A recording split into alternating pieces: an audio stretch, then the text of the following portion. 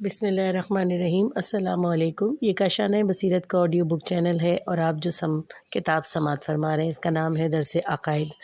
اس کی تعریف کی ہے حجت الاسلام المسلمین غلام علی سنجیری نے اور اس کا ترجمہ کیا ہے سید سبطین علی نقوی امروہی نے۔ آئیے سنتے ہیں ماد کا پارٹ نمبر 2 اور 95واں درس اثبات ماد۔ بسم اللہ الرحمن الرحیم۔ کیا تم گمان کرتے ہو کہ مومنین کے ساتھ مجرموں کی طرح برتاؤ کیا جائے گا؟ کیا ہو گیا ہے تمہیں؟ کیسا حکم لگاتے ہو؟ سورہ قلم آیت نمبر 35-36۔ اہداف درس: امکان ذاتی اور امکان و قوی کے اصطلاحات سے واقفیت۔ نمبر 2، ماد کے امکان ذاتی پر دلائل۔ نمبر 3، ماد کے امکان قوی پر دلائل۔ اس درس میں ہم ماد اور مرنے کے بعد انسانوں کی دوسری زندگی کے وقوع کو ثابت کریں گے،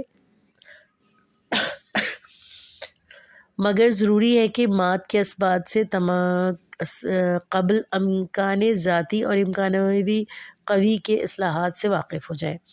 امکان ذاتی اور امکان قوی کسی بھی چیز کے اسباب کے لیے ضروری ہے کہ ہم پہلے 2 مراحل طے کر لیں۔ پہلے مرحلے میں ضروری ہے کہ اسباب ثابت کریں کہ وہ چیز جس کی بابت بات ہو رہی ہے محال نہیں بلکہ اس کا وجود ممکن ہے، یعنی امکان ذاتی رکھتی ہے۔ دوسرے مرحلے میں یہ بات ثابت کریں کہ یہ چیز اس سے پہلے پیش آ چکی ہے یا حتماً آئندہ پیش آنے والی ہے،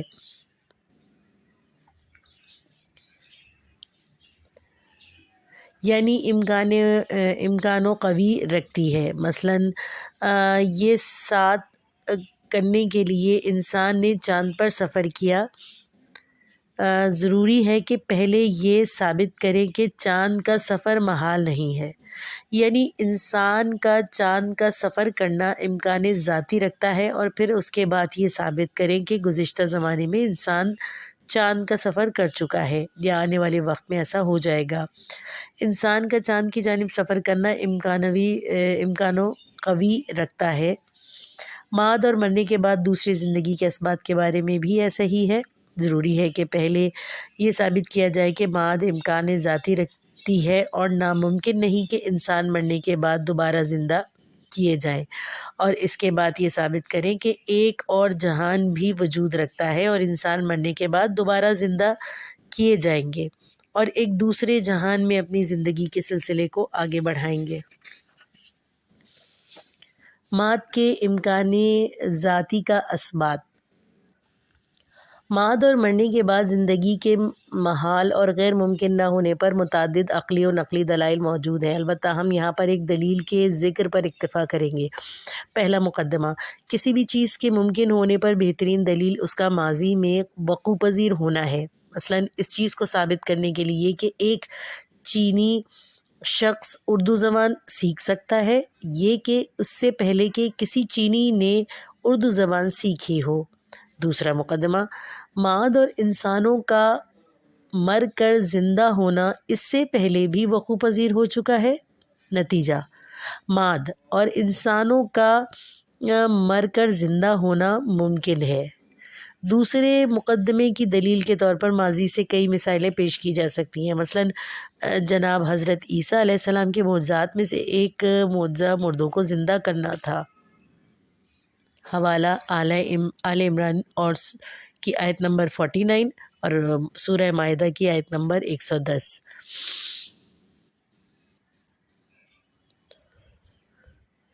یا حضرت عزیر علیہ السلام جو انبیاء میں سے تھے، 100 سال کی موت کے بعد دوبارہ زندہ ہوئے تھے۔ قرآن کریم بھی ماد سے مشابہہ امور کی جانب اشارہ کرتا ہے، مثلا نباتات کا موسم سرما میں مر جانا اور موسم بہار میں ان کا دوبارہ زندہ ہو جانا۔ بسم اللہ الرحمن الرحیم۔ اور خدا وہ ہے جو ہواؤں کو بھیجتا ہے تاکہ بادل آسانی سے حرکت کر سکیں، اور بادل مردہ زمینوں کی آبیاری کرے تاکہ مردہ ہونے کے بعد وہ دوبارہ زندہ ہو جائیں۔ ماد بالکل ایسے ہی ہے۔ سورہ فاطر آیت نمبر 9۔ اس دلیل عقلی و نقلی کی بنا پہ یہ نتیجہ نکالا جا سکتا ہے کہ ماد ممکن ہے، اور اسی طرح ہم نے ماد کے اسبات میں پہلے مرحلے کو طے کر لیا ہے، اب باری ہے دوسرے مرحلے کی۔ ماد کے امکان و قوی کا اسبات۔ امکان و قوی ماد کے لیے متعدد دلائل موجود ہیں۔ ہم اس درس میں 3 براہین کی جانب اشارہ کریں گے۔ نمبر 1، برہان عدالت۔ مقدمہ اول، خدا عادل ہے، اس مطلب کو ہم عدل الہی کی بحث میں ثابت کر چکے ہیں۔ مقدمہ دوم، انسان اپنی زندگی میں اچھے یا برے کام کی انجام دہی میں اختیار کا حامل اور آزاد ہے، اس بارے میں بھی ہم بحث کی جا چکی ہے۔ مقدمہ سوم، انسانوں میں سے کچھ اپنے اختیارات سے ناجائز فائدہ اٹھاتے ہیں اور برے کام انجام دیتے ہیں، جبکہ ان میں سے بعض نیک ہوتے ہیں اور اچھے کام انجام دیتے ہیں۔ مقدمہ چہارم، اس جہان میں تمام اچھے کاموں کی جزا اور برے کاموں کی سزا دینے کی ظرفیت موجود نہیں۔ مثلا رسول اللہ صلی اللہ علیہ وآلہ وسلم اللہم صلی علی محمد وآل محمد کو دنیا میں جو ہر نعمت عطا کی گئی تھی وہ ان کی اس زحمت کا اجر نہیں ہو سکتی جو انہوں نے بشریت کے لیے اٹھائی۔ یا مثلاً بدترین انسان جیسے کہ ہٹلر یا صدام حسین جیسے ظالم افراد کے لیے جتنی سخت سزا ہی کیوں نہ منتخب کر لی جائے، مگر ان کے تمام برے اعمال کا بدلہ نہیں ہو سکتی۔ مقدمہ پنجم، اگر خدا عادل ہے تو ضروری ہے کہ کوئی ایسا دوسرا جہان پیدا کرے جہاں محدودیت نہ ہو اور انسان اس دنیا سے چل بسنے کے بعد اس دنیا میں دوبارہ زندہ ہو، تاکہ اس جہان میں اس عالم کے اعمال کے نتیجے تک پہنچ جائے۔ نتیجہ، ایک دوسرا جہان موجود ہو جس میں انسان مرنے کے بعد دوبارہ زندہ کیے جائیں۔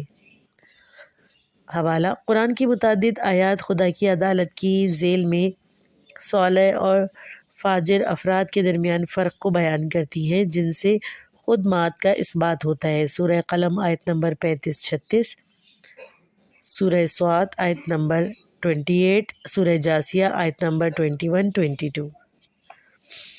نمبر 2، برہان حکمت۔ مقدمہ اول، خدا حکیم ہے، یعنی بیکار اور عبث کام انجام نہیں دیتا۔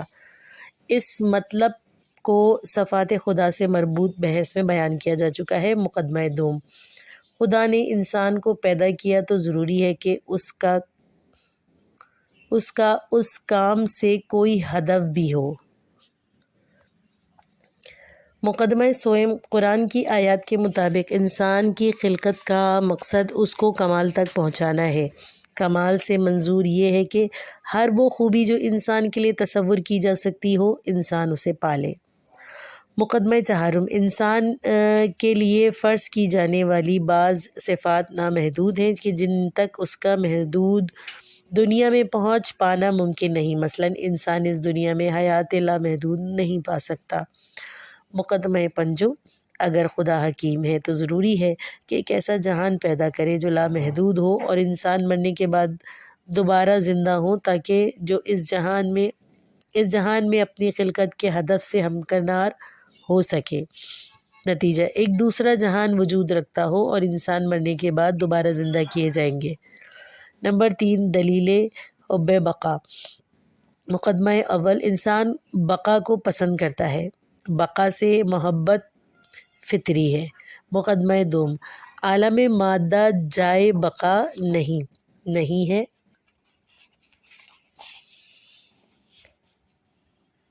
نتیجہ، ضروری ہے کہ عالم مادہ سے ہٹ کر کوئی ایسا علم ہو جہاں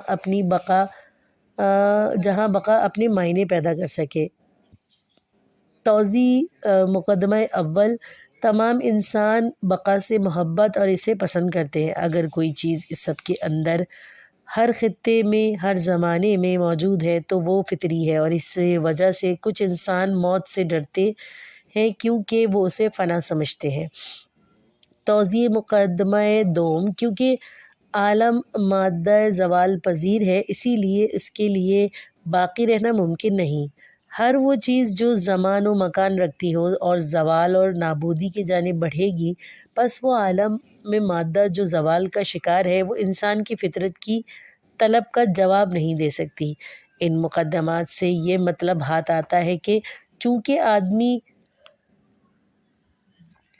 بقا کو دوست رکھتا ہے، لہٰذا ضروری ہے کہ ایک ایسا جہان موجود ہو جہاں خدا ان کی فطرت کی خواہش کو جو اس نے خود ان میں رکھی ہے پورا فرمائے۔ مثلاً انسان ذاتی طور پر غذا اور پانی کے طالب ہے، بس ضروری ہے کہ خدا غذا اور پانی کو پیدا فرمائے تاکہ انسان اپنی فطری و ذاتی میل کو پورا کر سکے۔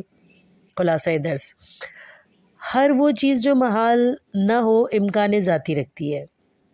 اگر وہ چیز اتفاق پذیر ہو جائے یا مستقبل میں حتمی طور پر اتفاق پذیر ہونے والی ہو تو ایسی چیز کے متعلق کہیں گے کہ وہ امکان و قوی رکھتی ہے۔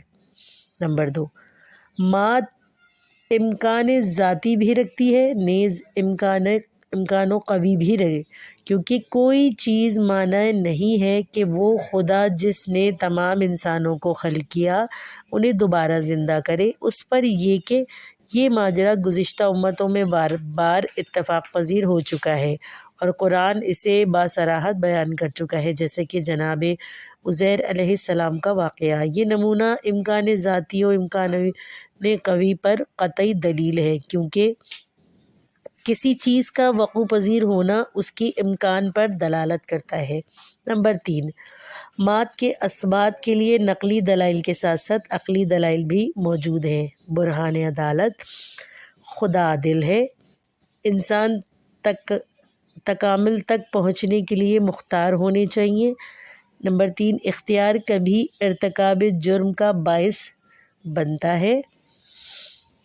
نمبر 4، اس دنیا میں مجرم کو تعذیب کرنا اس کے اختیار کے سلب کا باعث بنتا ہے۔ نتیجہ: خدا کی عدالت کا تقاضا ہے کہ ایک ایسا دوسرا جہاں موجود ہو جہاں مجرموں کو ان کے کیے کی سزا ملے۔ برہان حکمت: خدا حکیم ہے۔ نمبر 2، ضروری ہے کہ حکیم انسانوں کی خلقت کے لیے کوئی ہدف رکھتا ہو۔ نمبر 3، خلقت کا ہدف تکامل انسان ہے۔ نمبر 4، محدود جہان میں تکامل انسان تک پہنچنے کا امکان نہیں۔ نتیجہ: ضروری ہے کہ کوئی دوسرا جہان ہو تاکہ انسان تکامل تک پہنچ سکے۔ 56واں درس، صفحہ نمبر 456، کیفیت ماد۔ بسم اللہ الرحمن الرحیم۔ ہمارے لیے مثال دی اور اپنی خلقت کو بھول گیا، کہا کون ہے جو ان ہڈیوں کو زندہ کرے گا جبکہ یہ بوسیدہ ہو چکی ہیں؟ کہہ دیجئے وہی جس نے انہیں پہلی بار پیدا کیا تھا اور وہ ہر مخلوق سے آگاہ ہے۔ سورہ یاسین آیت نمبر 78-79۔ اہداف درس: روح کا اثبات، روح کے مجرد ہونے پر دلائل۔ نمبر 3، روح کا مسئلہ مات کے ساتھ ارتباط، قرآن کی کئی ایک آیات اور احادیث محمد صلی اللہ علیہ وآلہ وسلم اللہم صلی علی محمد و اہل بیت اطہار علیہ السلام ہیں، جن میں جہان آخرت کی زندگی کی کیفیت بیان کی گئی ہے۔ البتہ ممکن ہے کہ یہاں یہ سوال کیا جائے کہ طبی ماہرین نے تجربات سے یہ بات ثابت کر دی تھی کہ انسان کے جسم کے خلیے یعنی کہ سیل ہر 7 سال سے 10 سال کے دورانیے کے اندر مکمل طور پر تبدیل ہو جاتے ہیں۔ اس صورت میں جس انسان نے 70 سال کی زندگی گزاری ہو 10 جسموں کا مالک ہوا، اس حساب سے روز قیامت خدا اس انسان کو ان 10 میں سے کون سے جسم کے ساتھ محشور کرے گا؟ اگر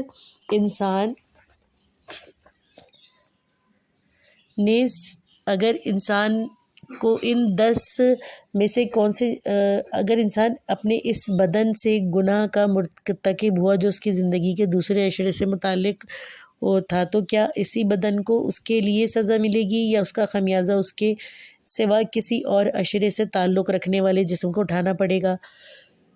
اس طرح اگر کسی کا جسم مرنے کے بعد قبر میں دفنا دیا گیا تو قیامت میں کیا وہی بدن محشور ہوگا؟ کسی بھی صورت میں یہ یقین کیسے پیدا کیا جائے کہ جو محشور ہوگا اور سزا جھیلے گا یا جزا پائے گا وہی بدن ہوگا جو دنیا میں گناہ کا مرتکب کا یا اچھائی کا حامل رہا ہو؟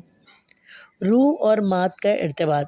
ان سوالوں کے جوابات روح کے اثبات میں مضمر ہیں، یعنی اگر ہم یہ بات ثابت کرنے میں کامیاب ہو جاتے کہ انسان مادی جسم کے علاوہ ایک اور چیز کا بھی حامل ہے جو مرنے کے بعد بھی نابود نہیں ہوتی اور انسان کی حقیقت وہی چیز ہے، تو یہ تمام اعتراضات برطرف ہو جائیں گے، کیونکہ ہم یہ ثابت کر دیں گے کہ انسان کی روح اس کی دنیاوی زندگی میں بھی ثابت ہے اور اخروی زندگی میں بھی، اور یہ وہی تھی جس نے بدن کے وسیلے سے اس دنیا میں اچھے یا برے اعمال انجام دیے تھے اور آخرت میں اپنے انتخاب کا نتیجہ پائے گی۔ اس صورت میں جسم کا ہر 10 سال میں تبدیل ہونا یا قبر میں اس کا بوسیدہ ہو کر خاک میں مل جانا عقیدہ مات پر کوئی اثر وارد نہیں کر سکے گا۔ اثبات روح۔ اس سے پہلے بیان کیا جا چکا ہے کہ طبی ماہرین نے یہ بات اپنے تجربوں سے ثابت کر دی کہ ہر سال 7 سے 10 سال کے اندر انسان کے جسم کے خلیے مکمل طور پر بدل جاتے ہیں، مگر اس کے باوجود ہم دیکھتے ہیں کہ اتنے بڑے تغیر کے باوجود بھی انسان کی شخصیت ثابت رہتی ہے، اور جس شخص نے 70 سال کی عمر پائی ہو اور 10 جسم ہی کیوں نہ بدل چکا ہو مگر وہ ایک ہی فرد کے حساب سے محسوب کیا جاتا ہے۔ اس صورت میں کسی بنا پر ہم اس مجموعے متغیرہ کو ایک وجود سمجھیں؟ کبھی کبھی اس سوال کا جواب یوں بھی دیے کر جان چھڑانے کی کوشش کی جاتی ہے کہ ہر موجود کی وحدت کی بنا ان کی آپسی پیوستگی ہے، یعنی کیونکہ جسم کے خلیے ایک دم سے نہیں بلکہ تدریجاً تبدیل ہوتے ہیں، لہٰذا ان موجودات کی آپس میں پیوستگی میں خلل واقع نہیں ہوتا۔ یہ جواب قانع کنندہ نہیں، کیونکہ اگر ہم یہ فرض کر لیں کہ ایک سائیکل کے اجزاء کو وقت کے گزرنے کے ساتھ ساتھ بدلتے رہیں اور صورت میں 10 سال گزرنے کے بعد اس کے تمام حصوں کو بدل دیا جائے تو کوئی بھی اس بات کو ماننے کے لیے تیار نہیں ہوگا کہ اب جس سائیکل کو چلایا جا رہا ہے وہ وہی ہے جسے 10 سال پہلے چلایا جاتا تھا، چاہے اس کی ظاہری صورت میں کوئی تبدیلی واقع نہ ہوئی ہو۔ اس سوال کا دوسرا جواب یہ ہے کہ ہر چند کہ انسان کے جسم کے اجزاء سائیکل کے مختلف حصوں کی طرح زمانہ گزرنے کے ساتھ ساتھ تبدیل ہو جائیں گے، مگر ان دونوں میں موجودہ فرق یہ ہے کہ انسان بدن مادی کے علاوہ ایک چیز ایسی بھی رکھتا ہے جو غیر مادی ہے اور وہ بدن سے مستقل حیثیت رکھتی ہے، جو بدن کی تبدیلی کے ساتھ نہیں بدلتی۔ یہی عامل ثابت اس بات کا باعث ہوتا ہے کہ انسان کے جسم میں کئی تغیرات کے باوجود بھی اس کو ایک ثابت موجود سمجھا جائے، جبکہ سائیکل کے وجود میں کسی بھی ایسی قسم کی وحدت کو قبول نہیں کیا جائے گا۔ اس استدلال کے جسے وحدت شخصیت کے عنوان سے یاد کیا جاتا ہے، اس صورت میں بیان کے قابل ہے۔ مقدمہ اول، تمام عاقلان ایسے انسان کو جس نے کئی سال عمر کی ہو فرد واحد جانتے ہیں۔ انسان خود بھی اپنے بارے میں اس حقیقت کا اعتراف کرتا ہے۔ مقدمہ دوم، اس لیے کہ ہم کسی مجموعے کو ایک مجموعہ واحد جانیں میزان وحدت کی ضرورت ہے۔ مقدمہ سوم، عامل وحدت انسان کا بدن نہیں ہو سکتا کیونکہ زیادہ سے زیادہ ہر 10 سال بعد اس کے جسم کے تمام خلیے بدل دیے جاتے ہیں۔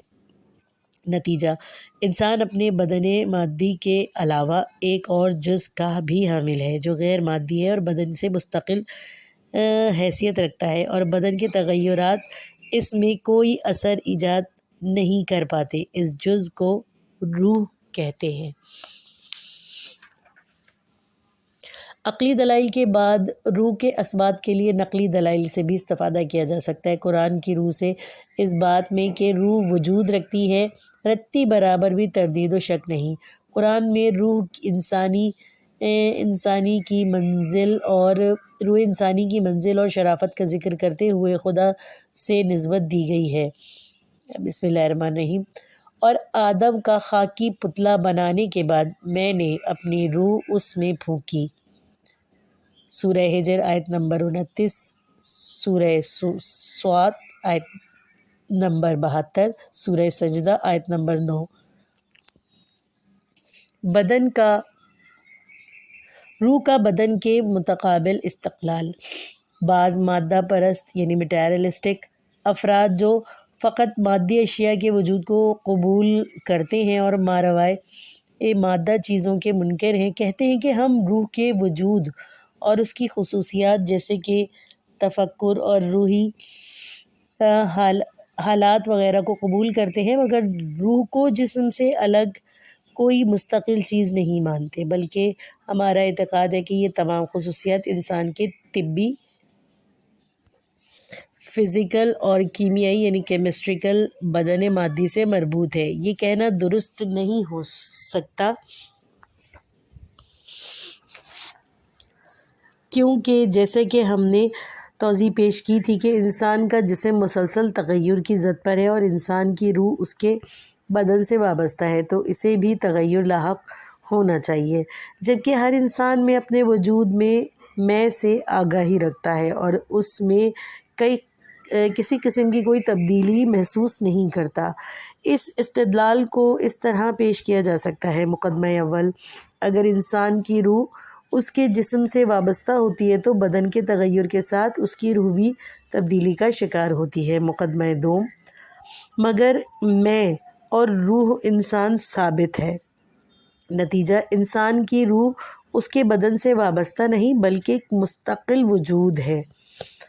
اس کے علاوہ اگر روح جسم اور اس کی مادی خصوصیات سے وابستہ ہوتی تو بدن کی تقسیم کے ساتھ روح بھی تقسیم ہو جاتی، جبکہ میں ایک وجود بسیط اور ناقابل تقسیم ہے۔ مگر ایسا ہو سکتا ہے کہ انسان کے مغز کو دو حصوں میں تقسیم کر دیا جائے۔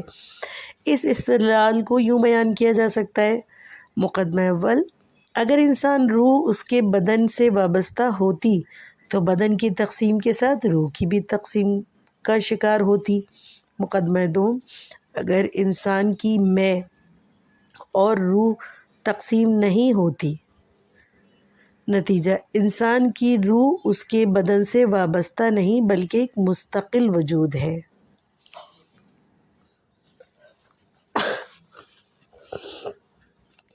اس بنا ہم اس سے یہ نتیجہ نکال سکتے ہیں کہ روح انسان وجود رکھتی ہے اور بدن سے الگ حیثیت کی حامل ہے۔ یہی روح انسان کی حقیقت اور اس کی دنیاوی زندگی، اخروی زندگی کے دورانیے میں ثابت رہتی ہے۔ دوسرے لفظوں میں، انسان اپنی روح سے اچھے یا برے کام انجام دے رہا ہے اور یہ روح بروز محشر مورد بازپرس قرار پائے گی اور اپنے کیے کے نتیجے تک پہنچے گی۔ کچھ اور بھی جانیے۔ روح کے بدن سے مستقل ہونے اور استدلال بھی پیش کیے جا چکے ہیں۔ پہلی دلیل، دیکھنا پیچیدہ رجحانات میں سے ایک ہے کہ جو وقت تو تأمل کا طالب ہے۔ دیکھنے کے مقالے سے ہم یہ ثابت کر سکتے ہیں کہ روح غیر از بدن ہے۔ اس کی توضیح کچھ یوں ہو سکتی ہے کہ ایک تصویر کا وجود جو انسان کی آنکھ میں ہوتا ہے اس تصویر سے جو آئینے پر پڑ رہی ہوتی ہے مختلف ہوتا ہے۔ یعنی وہ تصویر جو کسی بلند و بالا پہاڑ کی حکایت کر رہی ہو اس تصویر سے جو ایک انسان کا پتہ دیتی ہو سے بلندی اور پستی اور تفاوت ظاہری و باطنی میں کوئی فرق نہیں رکھتی۔ مگر جب کسی پہاڑ کی تصویر اور کسی انسان کی تصویر پر نگاہ پڑتی ہے تو کچھ معاملات پیش آتے ہیں۔ انسان سمجھ لیتا ہے کہ پہاڑ انسان سے بڑا ہے۔ لطف کی بات یہ ہے کہ یہ سمجھنا کہ پہاڑ انسان سے بڑا ہے اس وقت پیش آتا ہے جب دونوں تصویریں انسان کی آنکھوں کے سامنے ہونے کے ساتھ ساتھ اپنے ظاہری قد کاٹ میں مساوی ہوتی ہیں، مگر انسان یہ درک کر لیتا ہے کہ پہاڑ انسان سے بڑا ہے۔ اگر انسان فقط جسم کا نام ہے اور جسم کے سوا کوئی اور چیز نہیں رکھتا تو اسے ان دو تصویروں میں فرق کا قائل نہیں ہونا چاہیے، کیونکہ حجم کے حساب سے تصویر ایک ہی جیسی ہے اور ضروری ہے کہ دو ایک سی چیزوں کے درمیان فرق کا قائل نہ ہوا جائے۔ جیسے آئینہ تصویروں کے مابین کوئی فرق نہیں کر پاتا۔ دیکھنے والا سمجھ جاتا ہے کہ ان دو کے درمیان فرق ایک اساسی فرق موجود ہے، یعنی وہ سمجھ جاتا ہے کہ ان میں سے ایک تصویر جو موجود عاقل کی اور دوسری غیر عاقل کی ہے۔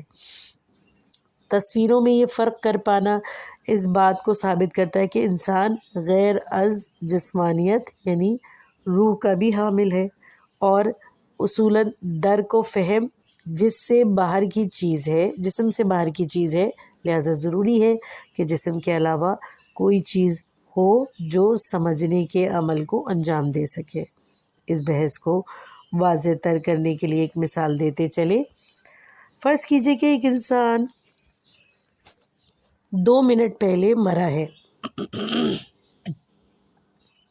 جیسے ہی وہ مرے آپ اس کی آنکھوں کے سامنے 2 تصویر کر دیجئے۔ اس حالت میں کہ آپ دیکھ رہے ہوں کہ مردے کی کھلی آنکھوں کی پتلیوں میں ان تصاویر کا عکس منعکس ہو رہا ہے، کیا اس وقت کوئی کہہ سکتا ہے کہ میت یہ سمجھ سکتی ہے کہ ان تصویر میں کون سی چھوٹی اور کون سی بڑی ہے؟ جبکہ حقیقت یہ ہے کہ میت ان تصویروں کے بارے میں کوئی فہم و درک رکھتی ہی نہیں۔ سوال یہ ہے کہ کیوں؟ میت درک کیوں نہیں کر پاتی؟ کیا وہ شخص جو 2 منٹ قبل اس دنیا سے رخصت ہوا ہے طبی حوالے سے اپنے مرنے سے قبل کی حالت میں کوئی فرق نہیں رکھتا؟ طبی نقطۂ نگاہ سے تو وہ کوئی فرق نہیں رکھتا، مگر غیر طبی نگاہ سے مرنے سے پہلے اس کے جسم میں روح تھی، مگر مردہ انسان میں روح نہیں ہوتی، اور فہم و درک اس کی روح سے متعلق ہے، جسم سے متعلق نہیں۔ دوسری دلیل، خواب۔ سچے خواب روح کی بدن سے غیریت پر ایک مناسب دلیل ہے، یعنی یہ کہ عین اس حالت میں جب جسم بستر پر ہوتا ہے، ایک اور چیز جو انسان کی حقیقت اور ماہیت میں ہے کسی دوسری جگہ پہنچ جاتی ہے، اور یہ چیز اس بات کی نشانگر ہے کہ یہ چیز بدن کے علاوہ کوئی اور چیز ہے جسے روح کہتے ہیں۔ بہرحال ہم اس جسم کے علاوہ ایک اور حقیقت وجود رکھتی ہے جو بدن سے جدا ہے کہ سوتے وقت ہمارا جسم تو کہیں اور ہوتا ہے اور وہ کہیں اور۔ اس مطلب کو واضح تر کرنے کے لیے ایک مثال پیش خدمت ہے کہ آپ اپنے شہر میں سو رہے ہیں اور عالم خواب میں دیکھ رہے ہیں کہ مشہد میں امام رضا علیہ السلام اللہم صلی اللہ علیہ وسلم کی زیارت سے مشرف ہونے کے لیے سفر کر رہے ہیں۔ مشہد کی ایک سڑک پر چلتے ہوئے آپ کے ساتھ کوئی حادثہ پیش ہو جاتا ہے۔ چند روز بعد اتفاقاً آپ عازم مشہد ہوتے ہیں اور جو کچھ آپ نے خواب میں دیکھا تھا پیش آتا ہے۔ آپ اپنے آس پڑوس میں کھڑے لوگوں سے کہتے ہیں میں نے یہ واقعہ پہلے اس خواب میں دیکھا ہے۔ جب آپ نے یہ خواب دیکھا تھا اس وقت آپ کا جسم آپ کے شہر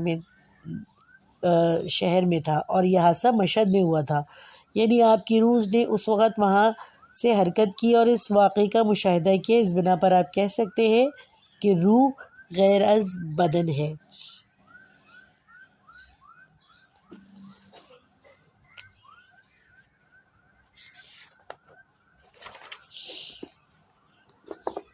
تیسری دلیل مصنوعی نیند یعنی ہیپناٹزم کی ہے۔ آج کل مصنوعی نیند جیسے انگریز ہیپناٹزم کہتے ہیں کے ذریعے بہت سی بیماریوں کا علاج کیا جاتا ہے۔ اس کے ذریعے سے عجیب و غریب کام بھی انجام ہو جاتے ہیں۔ اس میں ایک فرد کو مصنوعی نیند سلا کر اس کی روح سے ارتباط قائم کیا جاتا ہے اور وہ موارد جنہیں لازم سمجھا جاتا ہے اسے تعلیم دیے جاتے ہیں، یہاں تک کہ بعض اوقات انسان کی روح کو کسی اور جگہ پر بھی بھیج دیا جاتا ہے اور اسے عجیب کام کرنے کا حکم دیا جاتا ہے، اور تعجب خیز بات یہ ہے کہ وہ فرد ان کاموں کو انجام بھی دیتا ہے۔ یہ طریقہ کاملہ تجربہ شدہ ہے، اور بہت سی بیماریاں بالخصوص نفسیاتی بیماریوں کے اس سے ذریعے علاج کیا جاتا ہے۔ ہپنوٹزم بھی یہی ثابت کرتا ہے کہ انسان بدن میں کے علاوہ ایک اور چیز بھی رکھتا ہے جسے روح کہتے ہیں۔ دلیل چہارم، مردوں کی روح سے ارتباط۔ بعض افراد اس قابل ہو جاتے ہیں کہ مردہ افراد کی ارواح سے ارتباط قائم کر لیتے ہیں، رابطہ بناتے ہیں۔ اس امر کی تائید روایت میں بھی ہوتی ہے۔ مثلاً بعض افراد کسی مشکل کا شکار ہو جاتے ہیں اور عام طور پر اس کا حل نہیں نکال پاتے، مگر کسی مردے کی روح کو دیکھ کر یا اس کی رہنمائی سے اپنی مشکل کا حل تلاش کر لیتے ہیں۔ امیر المومنین علیہ السلام نے جنگ صفین سے واپسی پر کوفہ کے مردوں سے کلام فرمایا تھا۔ کچھ افراد نے آگے بڑھ کر کہا کہ یہ افراد تو کچھ نہیں سمجھتے، تو آپ ان سے کیوں ہم کلام ہو رہے ہیں؟ آپ علیہ السلام نے فرمایا، ایسا نہیں ہے جیسا تم سوچتے ہو، میں ان کی ارواح سے بات کر رہا ہوں۔ نہج البلاغہ، ترجمہ محمد وثقی، حکمت 130۔ روح کی بدن سے غیریت پر نقلی دلیل۔ بسم اللہ الرحمن الرحیم۔ کہیے کہ ملک الموت تمہاری جان کو پورا لے لیتا ہے، اور وہ اس کام پر مامور ہے، پھر تم اپنے پروردگار کی جانب لوٹو گے۔ سورہ سجدہ، آیت نمبر 11۔ یہ آیت کہتی ہے کہ ملک الموت تمہاری جان کو پورا لے لیتا ہے۔